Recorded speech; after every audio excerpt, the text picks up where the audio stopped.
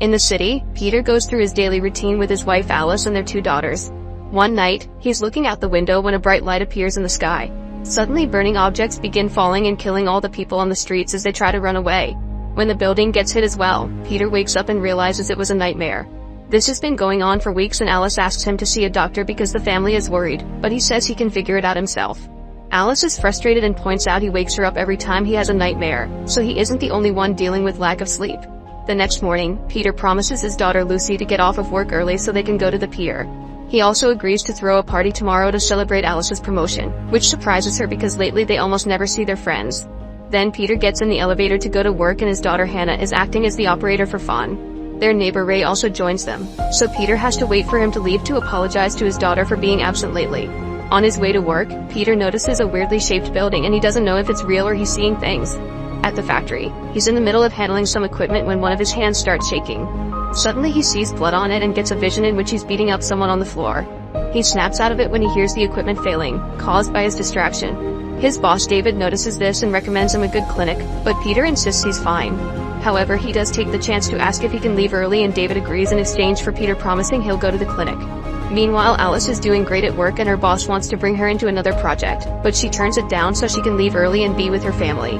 After getting the clinic's phone number from David, Peter starts getting ready to leave. He notices a light flickering on the desk and suddenly more visions take over his mind. He sees himself fixing a light while hearing a person on TV talking about giving a certain group a chance to benefit the planet. However, another person says they have no rights and that they'll rise up against humanity. The vision shows people on a protest in the streets with signs that says Earth is for humans, then burning objects appear on the sky and starts killing people. Peter falls when the building is hit but he still runs away because he sees invaders in the corridor shooting at people. When Peter finds Alice hiding, he wakes up and finds himself on the ground of the factory. To Peter's shock, he must have unconscious for a while because he's late for his family meeting. As he runs out, he notices a light appearing on the sky and asks other people about it, but nobody else sees it. At that moment he sees a telescope on a store display and decides to buy it. At home, Alice tries to make up an excuse for Peter, but the girls don't buy it and they're still disappointed. When Peter finally arrives, he tries to apologize, however Alice is furious and keeps on scolding him. Peter has no choice but to admit he passed out at work, however Lucy is woken up by their fight and Alice has to go take care of her.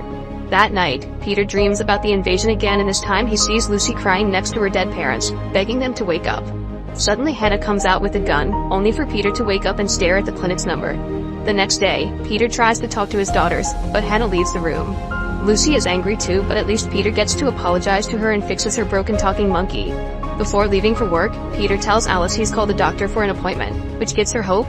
Later at the clinic, Peter meets a fellow patient, who reveals that he's having the same visions. The guy believes something big is coming and that the people in the clinic erase their thoughts to stop society from going into chaos. Then the man leaves for his appointment and Peter starts having visions again. He sees the city destroyed and a group of armed survivors being guided by David, who offers the factory as a base. Starting to understand the other patient, Peter decides to leave the clinic without seeing the doctor. When he gets home, he tells Alice that he thinks his visions are warning them about an incoming disaster and he skipped the doctor, leaving Alice very disappointed. That night it's Alice's party, but instead of mingling, Peter chooses to be in the balcony with his telescope, expecting the worst. When the party is coming to an end, Ray comes to tell Peter he should concentrate on his family. Suddenly they hear some thundering noises and the sky lights up with falling glowing objects. To Peter's shock, Ray can see it too.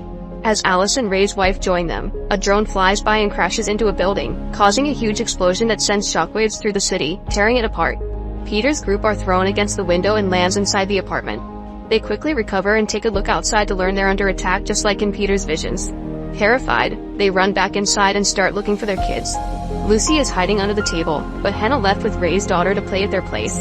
Peter rushes out of the apartment to find her and is surrounded by lots of people running around in panic as they keep hearing explosions outside. When Peter enters Ray's apartment, he's shocked to see a strange aircraft at the window that triggers his memories, so he freezes. The aircraft is about to open fire, but thankfully Ray drags Peter away just in time. They run to hide in another room and after the aircraft leaves, Ray says he didn't find the girls in his place.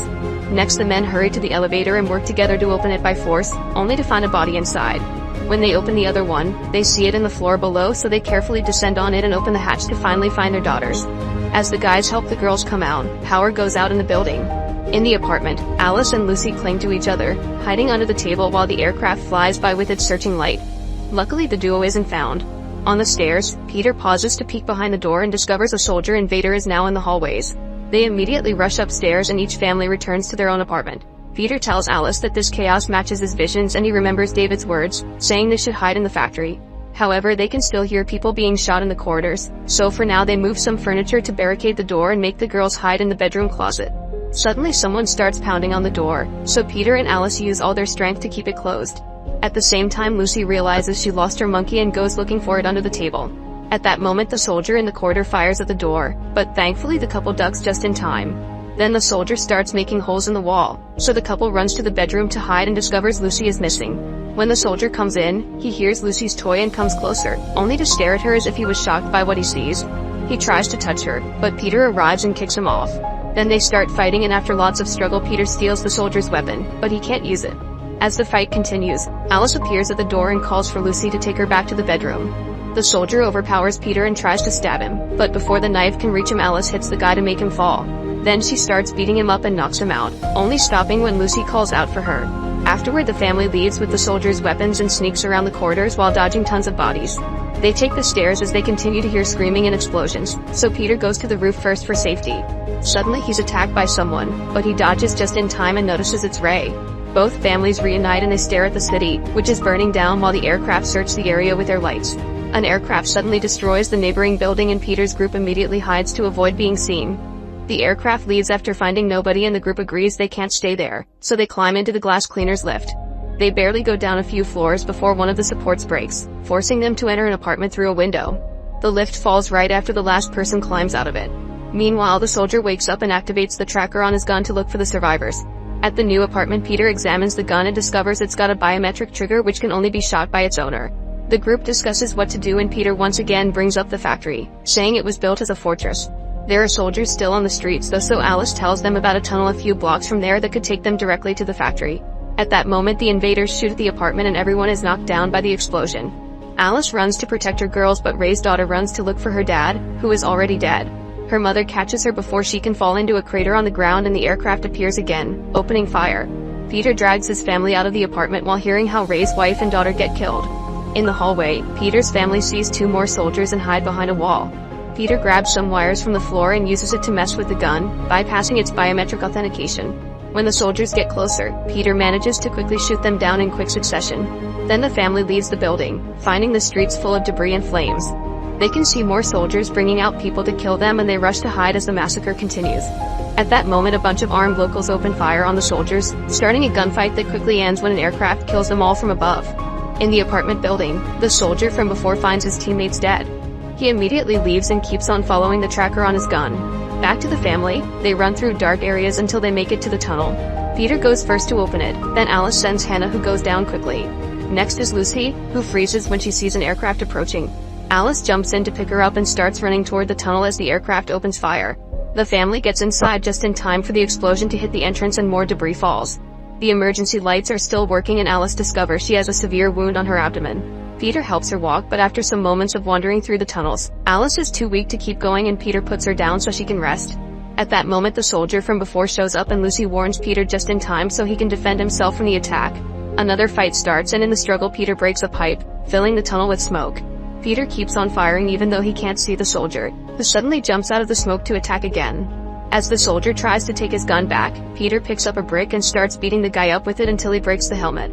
Then Peter demands to know why they're attacking, so the soldier takes off his helmet and everyone is shocked to see a young human named Miles, who refuses to answer any questions.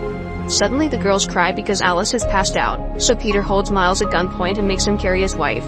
Eventually they make it to the factory and Peter uses the password on the lock, but it won't open. Peter starts pounding on the door until it finally goes up and David appears with a bunch of guards.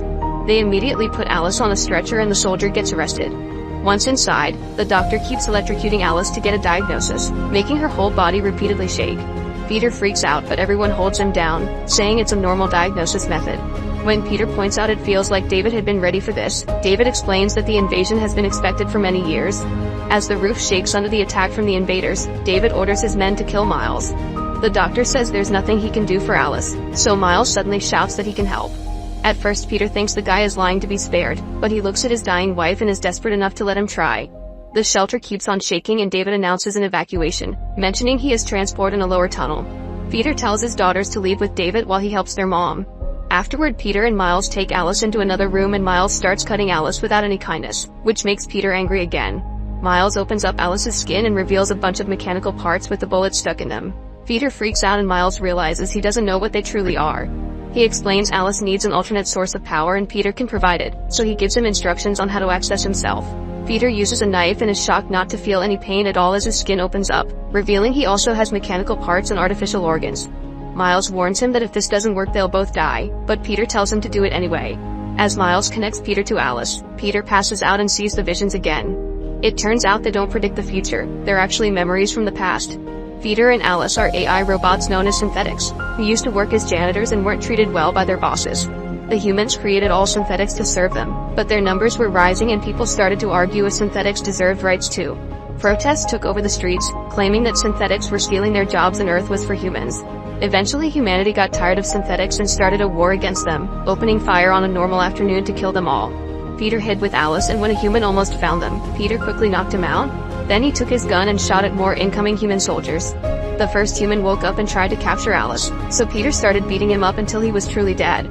At that moment more synthetics showed up and Peter gave them the weapons from the soldiers so they could defend themselves.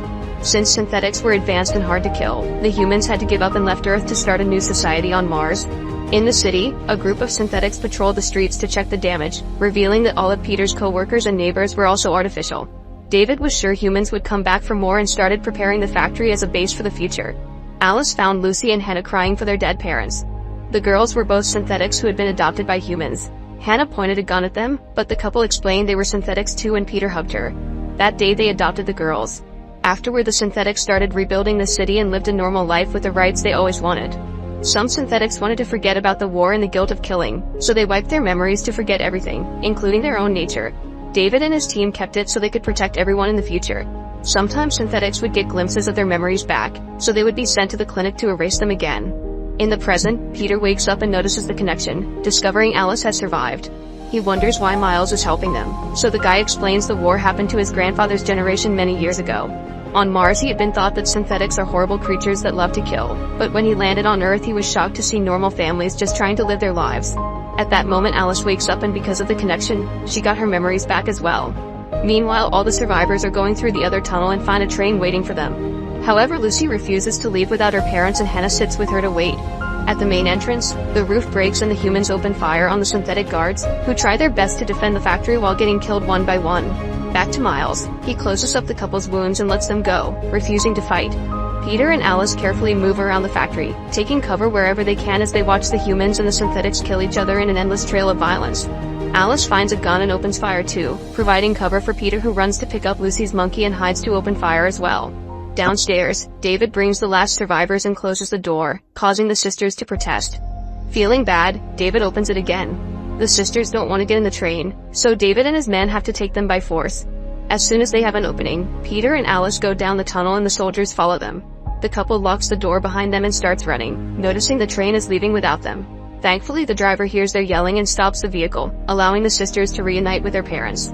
At that moment the soldiers blow up the door so David opens fire, buying enough time for him and the family to get in the train. The transport takes off and the local synthetics finally get to escape. A weapon at the end of the train makes sure to keep on shooting to stop the soldiers from following them, and a gate closes after they go through.